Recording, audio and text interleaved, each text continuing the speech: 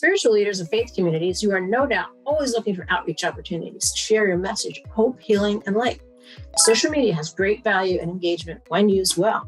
And just when you think you are doing well, the darn algorithm changes and your message never gets to its destination. So in this series of email strategy, we're offering best practices and ideas to help you build, nurture, and this week engage with an audience through email. So I'm Michelle from Digivangelism.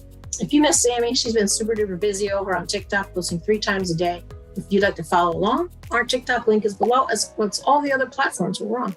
We're here every Tuesday sharing bits of digital ministry goodness with you so you can share your message of hope, healing, and light. Our third part in this series, How to Engage with Your List, goes a bit deeper and possibly may stretch you outside of your comfort zone.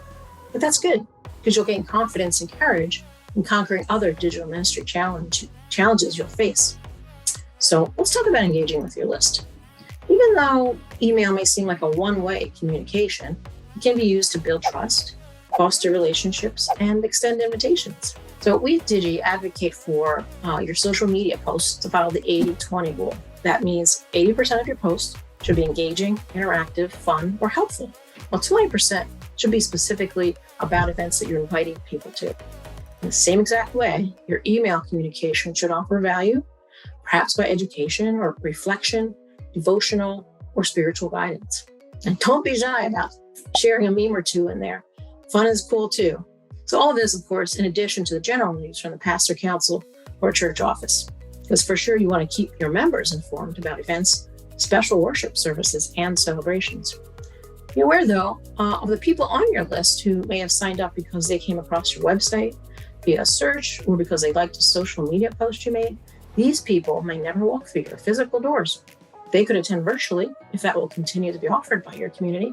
The point is, they should be tagged appropriately, so valuable and helpful content is emailed to them and not just an invitation to your annual meeting where you expect in-person people. We're going to walk through an engagement example right now. Let's put some substance on this concept and walk through an email sequence. So the Lent season for the Christian church is just around the corner. Now, your church may purchase or create a weekly series, perhaps for a Wednesday night, or to incorporate into Sunday service.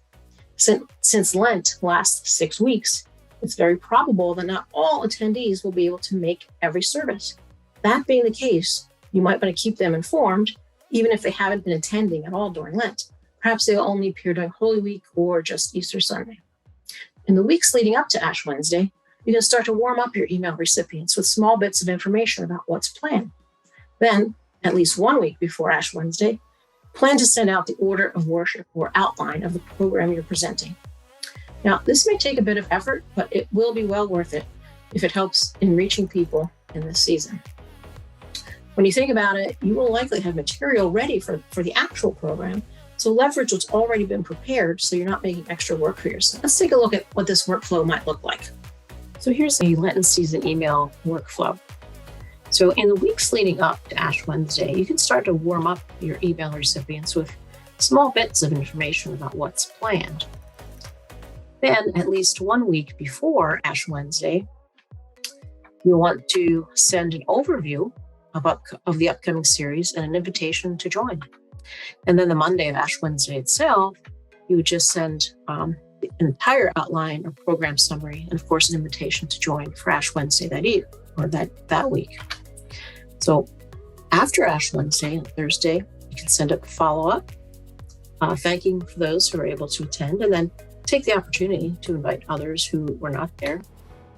And then the Monday of each successive week of Lent, you can send the highlights of the upcoming Wednesday's program.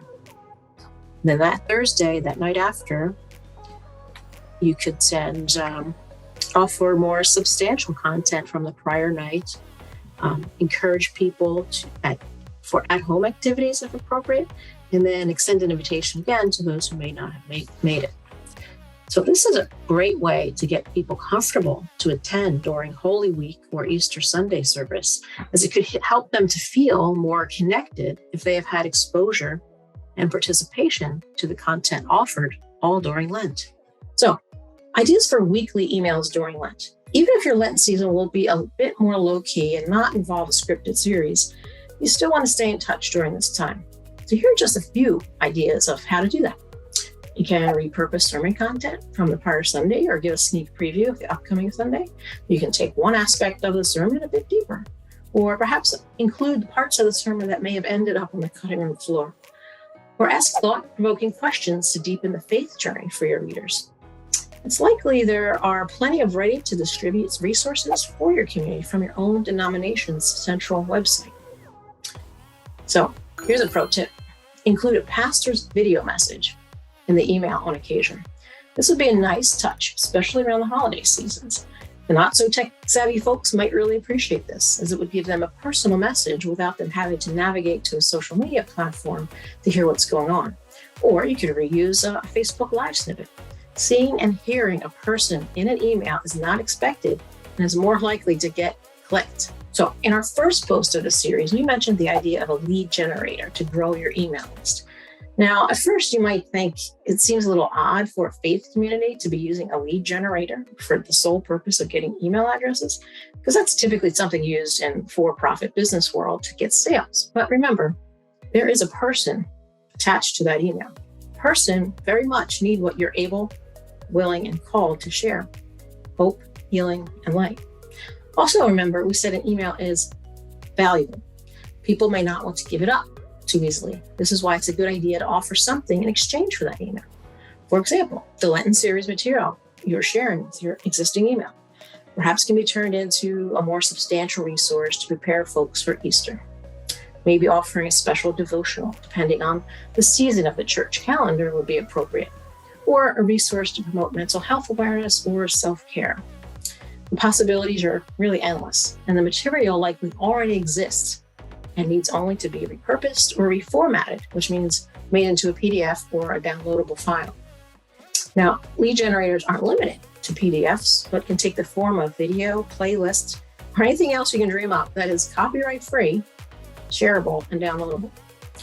So how would you get that lead generator out there? Here's where it gets a little technical, but we have faith in you, spiritual leaders. A lead generator needs a landing page to live on and be distributed from. Now, there are a plethora of free and paid tools which you can find with a simple Google search. Now, your email management system may very likely have landing page templates already designed in there, because that's what it's designed for. Canva is also quite capable of making an attractive landing page for you. Your website platform may likely also have templates for this purpose. Essentially, you build a graphic or a presentation, add your engaging text, prompt for a name and email address, and upon submission, redirect the visitor to the source of that downloadable resource or viewable video. Now, we know that it's highly simplified, so we'll dig into that a bit deeper with next week's blog, How to Create a Landing Page. Hope this was helpful for you. See you next time. Peace.